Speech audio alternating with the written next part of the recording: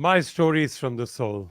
Friends, good afternoon, good evening, good morning, namaskar, sat sri akal, adab, vanakkam, depending on where you are and which part of the world you are in.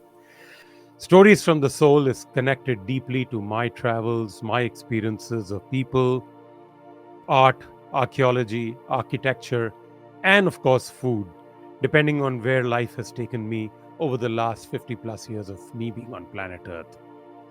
The most important thing here is um, people are deeply connected to each other across a wide spectrum. And I'm a part of that same cosmos of individuals which are deeply connected at a very ethereal level.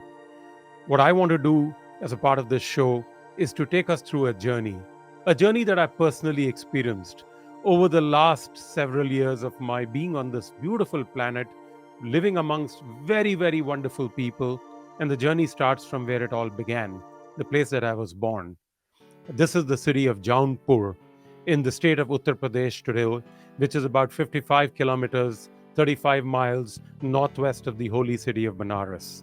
The year was 1968. Yep, I'm giving you how old I am, but that doesn't matter. What matters is the interactions, the location, the people, the food, the art, and the archaeology of that place and others that I'll be talking about today.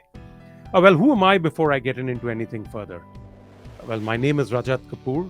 I'm currently a financial services expert in product management, in change management and transformation. But there is a personal side to me. The personal side to me is deeply involved and interested in art, archaeology, architecture, history, as well as food and living conditions of human beings, because that is where true life exists. So, as I said, we are talking about the city of Jaunpur, where my own story started way back in the year 1968. Historically, this place was called Jamagadripuram or Devanagari or Yavanpur. Those were the mythological names of this place. Jamagadripuram, as you know, this was Lord Parshurama. This is on the banks of the river Gomti. And during the period of the Vedic times, this was Devanagari. As we know, Parashuram was the son of Jamadagri and Renuka.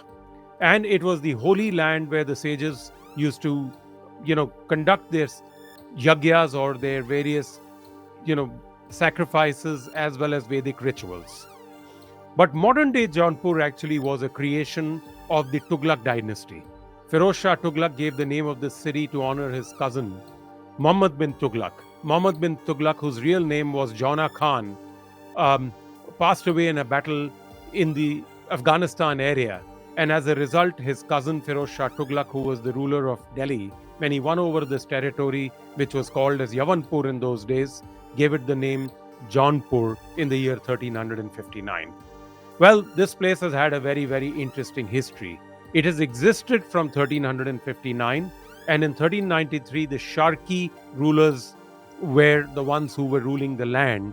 They were the independent sultanate when Firoz Shah's son Mahmud Shah created the sultanate and subsequently made Khwaja Jahan the lord of the east or Malik-e-Sharak. Therefore, the name Sharki dynasty. In 1526, again, Jaunpur finds forefront and mention when Babur sent Humayun to Jaunpur to quell a rebellion. So, as you can see, if you go back in time and you go back in history, Jaunpur has had a very prominent presence in the Indian history in North India between the Afghan rulers that have been there, the Tughlaq dynasty, the Lodi dynasty, and of course the Mughal dynasty as well. Well, you've also heard of Sher Shah Suri, after whom, of course, we have the Rupaya or the Rupee in India named after. You've got the Grand Trunk Road. He's the creator of the Grand Trunk Road, which is the GT Road as it is called, National Highway number 1. National Highway number 1 actually started in Chittagong, which is the present day Bangladesh, and went up right up to Kabul and Peshawar. Now, he was also the creator of the postal network. And although he was born in Sasaram in Bihar, a town that time under the Jaunpur Sultanate or the Sharki Sultanate, he studied in the city of Jaunpur and even ruled from Jaunpur after he came into power, till he defeated Humayun in Kannauj in 1540 and sent Humayun back to where he came from, which was in Afghanistan. So for that period between the time that he won over the Delhi area. Till 1540, he actually ruled from Jaunpur. Well, Jaunpur is an extremely beautiful place, and I was born over there. The art and archaeology is rather Indo Islamic. If you see, there are certain monuments that matter a lot over there. The Atala Masjid, or the Atala Mosque, which was built by Firoz Shah Tughlaq in 1362, is a beautiful piece of Islamic architecture that is visible even to this date in the city. The Jama Masjid, that was built by Ibrahim Shah in the year 1438. The royal fort of the Shahi Killa was built in the year 1362 by, again, Firoz Shah Tughlaq. And again, the most amazing piece of architecture that exists very beautifully in that city is called as the Purana Pul, or the Old Bridge, which was built in 1564, and it was done by Akbar. Akbar actually got that construction initiated. So as you can see, right from the moment that the city was established after its ancient presence as Jamdagripuram, where we had Parshuram overseeing, the sages and the Vedic traditions, to the point where modern day Jaunpur gets formed due to the name of Jauna Khan in the year 1349.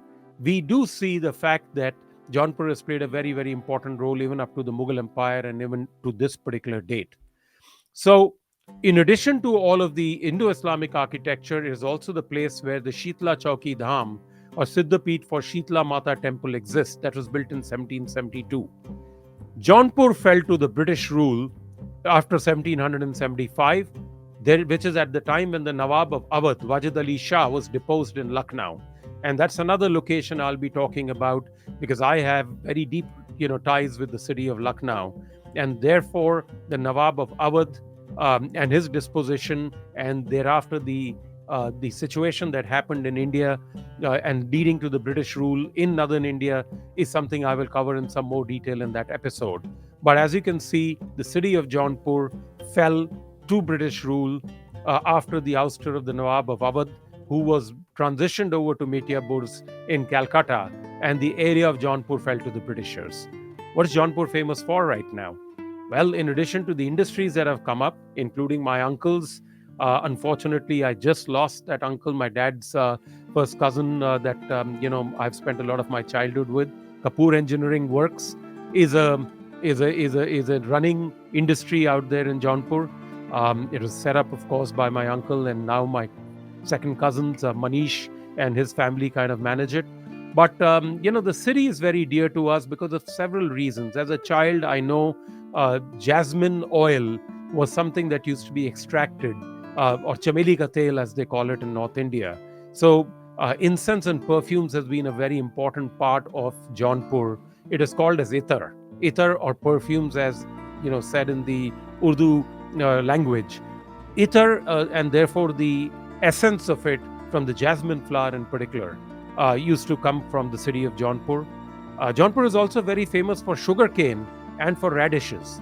As they say in North India and in UP, Jaunpur ki mooli badi swadisht hoti hai. Those are, significantly large radishes that you won't find anywhere in the country. I have a picture where I'm sitting next to probably a 3-foot long radish, for the want of a better word. Now, the other thing that it is world famous for is the Imarti. In India, there are many claimants to that title, that as to where did Imarti come from. The Rajasthan and the Rajasthanis claim that Imarti came from Rajasthan. It was a local product there, which again is not in dispute. There has been a version of Imarti from Rajasthan.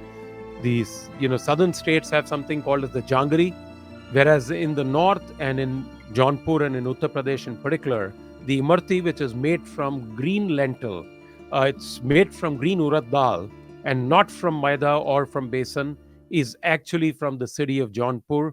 There is a particular shop called Beni Ram's, and it was set up in the year 1855 near the old Pul, or the Purana Pul as they call it. And that particular existing shop of Beni Ram's has been making Imartis for over now close to 200 years now. In 25 years from now, they would be celebrating about 200 years of their existence. Imarti is an amazing sweet that I have had a lot of love. In fact, last night after a Diwali party that I was on, I did have the pleasure of imbibing some Imartis, which somebody here locally, sources in the form of jangri. But the Jaunpur Imartis are something to talk about. But why am I talking about Jaunpur and all of this? Well, you see, my own story starts there, but primarily before my own story, my family story belongs to the city of Jaunpur. My great grandfather, my grandfather, my father, and his brother, as well as I, were born in the same location. We were a family very prominent in Jaunpur. In fact, in Mohalla Macharatta, as they call it, near Dauji Ka Mandir. Those of you who have traveled to Jaunpur or would ever decide to, because it's a beautiful place to get to, you should go ahead and visit. Our family belonged to Mohalla Macharatta in near the Dauji Ka Mandir in Jaunpur, and a very old prominent family. We grew up there. I haven't been there in a very long time, and I miss it quite a bit. I'm hoping I'll get a chance to go back there to once again visit the Atala Masjid, to see the Shahi Kila, to be able to go over and visit the Purana Pul, to enjoy Beni Ram's Imartis. But the truth of the matter is, the city of Jaunpur is deeply etched in my heart. I take great pride in saying that I come from that little town near Banaras. There is a fun fact about, by the way, Banaras district. It is a district where there is a specific village where almost every child is turned out to be an IAS officer. In fact, from a literacy standpoint, Jaunpur district stands at about 75.6% literacy rate. So it is a town, a village, a district headquarter, however you want to call it, small yet big, and highly educated, and a fantastic place to visit. Very close to Banaras, not very far from Allahabad, and not very, very far from Lucknow either. But my own personal journey started from the city of Jaunpur. I wanted to kind of, take the foray into several destinations that I've been to in my life, which I've been blessed with. But first, I wanted to start it off with the city of Jaunpur itself, and expose all of you friends who are here on this video to kind of take a chance, take the time, and if possible, go ahead and see the city of Jaunpur. I believe things have been really well developed now under the current government. Jaunpur has been really set up in the right manner to be able to showcase its archaeology and architectural grandeur. The fact of the matter is that even before the Mughal Empire took shape, even before Sher Shah Suri came on board and ruled India, and even before Lucknow became a formal capital of Uttar Pradesh or United Provinces, the city of Jaunpur had received prominence even from the days of Mahabharata and into the time that it was named as Jaunpur because of Muhammad bin Tughlaq, whose name was Jana Khan. Impressive place, amazing story, great people, and of course, no denying the fact that whatever I am today, the essence of it kind of is belonging to that location, which is in the state of Uttar Pradesh.